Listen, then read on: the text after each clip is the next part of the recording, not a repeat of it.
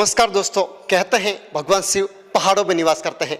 ऐसे ही जालोर के अनेकों मंदिर भगवान शिव से जुड़े हैं। आज ही हम एक ऐसे मंदिर में आए हैं जो कि जालोर से मात्र 18 किलोमीटर की दूरी पर स्थित है, पांडवगढ़ की पहाड़ियों में। सुरेश्वर महादेव के नाम से ये मंदिर है। जो मेरे पीछे मंदिर है, ये जो मंदिर है जो कि गुफा में स्थित है और इसकी कहानी भी बड़ी निराली और विचित्र है, तो हम उस कहानी से आपको अवगत कराएंगे।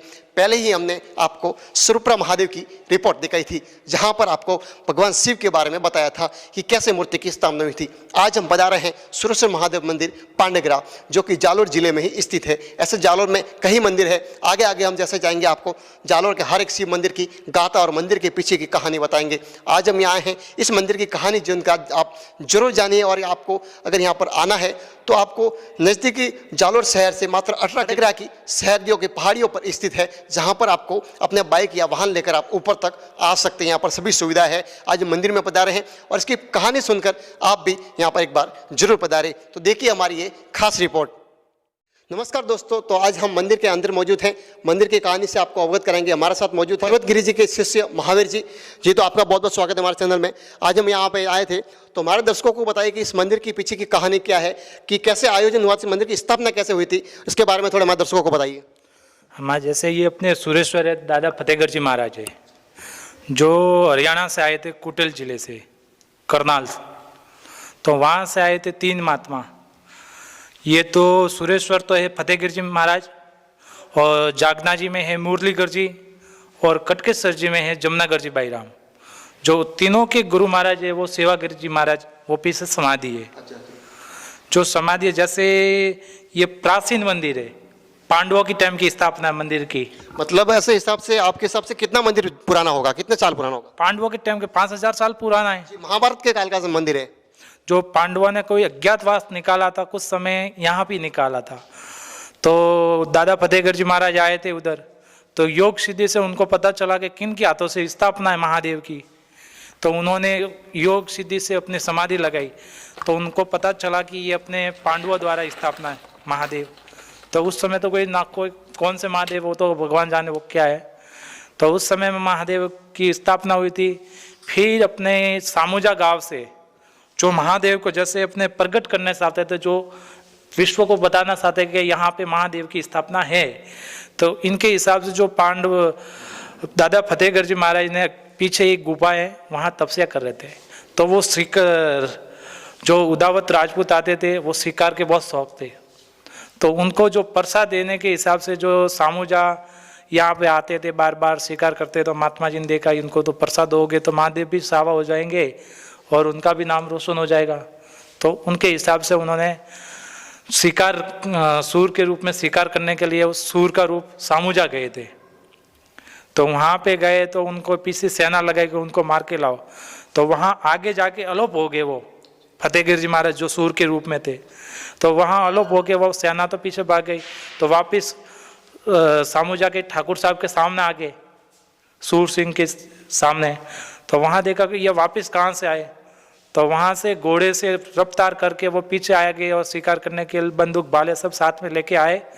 जैसे आते आते गोदन में गए, तो गोदन में महादेव है, वो भी सुरेश्वर महादेव, वो पहाड़ को फाड़ के निकल गए बाहर। तो इसी हिसाब से वो गुफा के अंदर भी ऐसे पत्थर फटा हुआ भी आज भी है।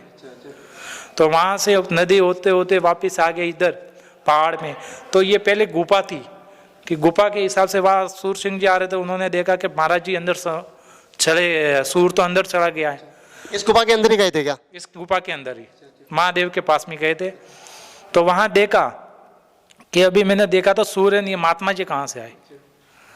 तो महात्मा जी को खून वगैरह टिपक रहा था ना, तो उन्होंने बोला कि महाराज जी आपका खून वगैरह इतना। तो उन्होंने बोला कि आप हमारे पीछे पड़े थे इसी हिसाब से। तो मैंने जो सूर के रूप में इस महादेव को प्रकट करने के हिसाब से जो विश्व में सावा दिखाना चाहते थे हम, तो उन्होंने वापस आके तो उनको सूर सिंह जी को बोला कि आज से तुम सूर का शिकार मत करो, उदावत परिवार जो सामुजा से। तो उन्होंने शिकार करना बंद कर दिया। और फिर महात्मा जी दादा फतेहगढ़ जी महाराज, जैसे मीराबाई का जो कोई अग्नि संस्कार नहीं हुआ, जैसे समाधि नहीं हुई, वो साक्षात भगवान के शरीर के अर्पण हो गए थे मूर्ति के अंदर ही। तो जैसे ये दादा फतेहगढ़ जी महाराज साक्षात इस शिवलिंग के अंदर ही प्रकट हो गए। प्रवेश हो गए। तो इसी हिसाब से प्रवेश हुआ, उनका नाम भी सूर्य के रूप में सूर्येश्वर महादेव पड़ा।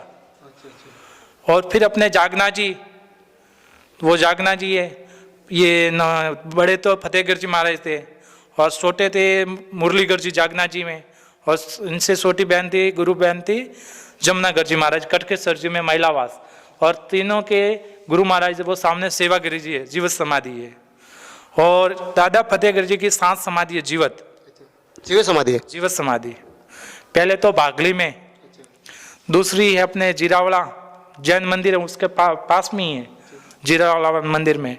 और तीसरी अपने जागेश्वर जी हरनी दातराई में, और चौथी अपनी जाड़ी में, और कोशिला और जीवाणा, ये 7 समाधि हुई थी। और उनके दूणे भी भारत में बहुत विश्व में प्रकट है, मगर हमारे हिसाब से जो महात्मा कहते हैं 200 न कोई 28 दूणे हैं महाराज जी के, दादा फतेहगढ़ जी के। आज भी है माउंट आबू में वगैरह, और इनके पीछे गुफा भी है।